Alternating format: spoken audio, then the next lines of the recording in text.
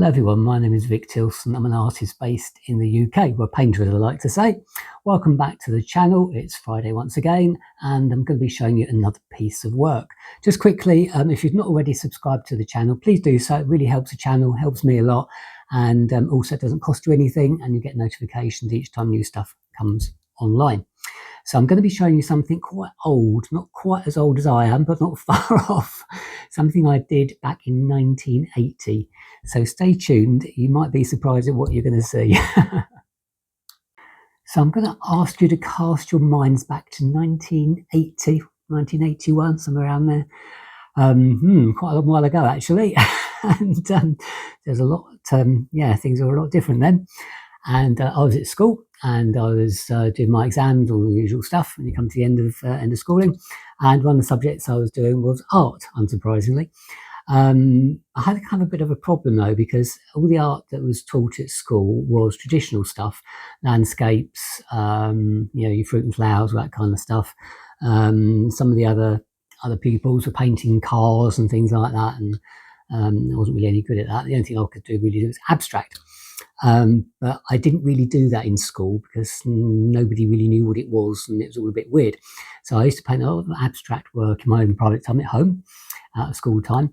And then when I come to do my end of term or end of year exam to graduate, so to speak, didn't quite know what to do. So I started doing some more traditional, didn't really like it, didn't come out that good.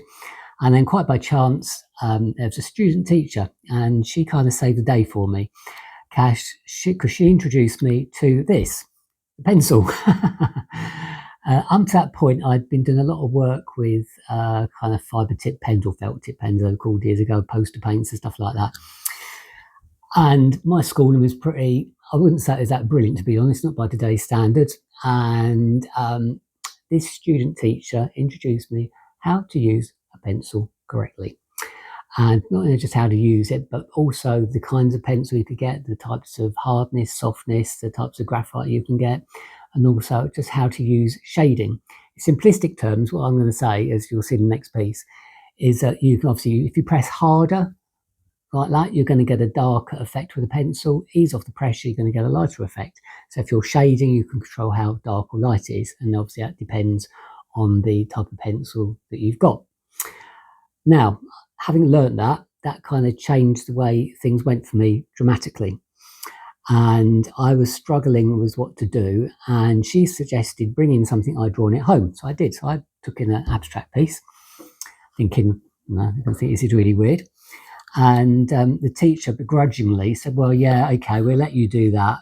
But I don't know if the board are going to like it or not. But if you really can't do anything else, that's what we'll have to go with. So I set about creating myself an abstract piece of art, one of 3 pieces, I've only got this one left now, using just my pencil. I didn't have any paint anyway, I couldn't afford any paint, so that was my examination tool, a pencil. So this was what I produced. I'm going to show you in a second. It's a bit old now, from 1980, so it's got a bit of bit staining on it, and it's not the best condition, but this was my piece that I entered. So for those of you who kind of know me, you'll probably see that a lot of the things in there are kind of unique to what I do now even. If I kind of zoom you in here, working a bit blind here because I can't see what I'm doing, but if I zoom you around the piece, you'll see some of the shapes and some of the shading kind of looks quite familiar. And I did this piece on a piece of card. I cut out a piece of card that I found. And then I just basically filled it in with this kind of design. So as you can see, if you look at this piece here, for example, you can see I'm using the shading, obviously we're going from light to dark, and especially up in this kind of area up here, I'm using the pencil to create different shades. And it came out rather well. And I submitted it with some other pieces of work that I did in a similar vein. And back in those days, I wasn't deemed any good, really, most things basically. So the only thing I could do back in the day was we had different levels of exams, so I wasn't good enough to make the higher level. So what I was set on was the lower level, which was called a CSE. So I did a CSE examination using this. and I actually got the highest mark that you could get, which I think took everybody by surprise because nobody'd ever submitted anything like this for an examination before. Probably the examination board hadn't got the faintest idea what to make of it, so I really don't know. But anyway, it did me well, and it got me the highest grade I could get. Not that it did me much good, to be honest. By then it was all a bit too late. But this is what I produced. So there we go. So I hope you enjoy seeing that. That's a blast from the past, 1980, just in pure graphite pencil, ordinary graphite pencil. I think it's HB2, something like that. Nothing fancy. So it just goes to prove what you can do if somebody gives you a bit of tuition, a little bit of knowledge, and a bit of understanding, a bit of patience, and a bit of time, and it'll help you understand what you're actually trying to create.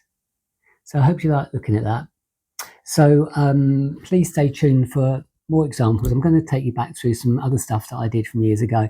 I started off doing watercolour, pencil watercolour through the whole spectrum, and you can see how the work's evolved. So thanks a lot for your time.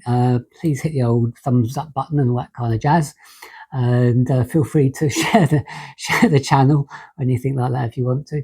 So thanks a lot for your time and your continued support, and I shall see you in the next video. Take care. Cheerio. Bye for now.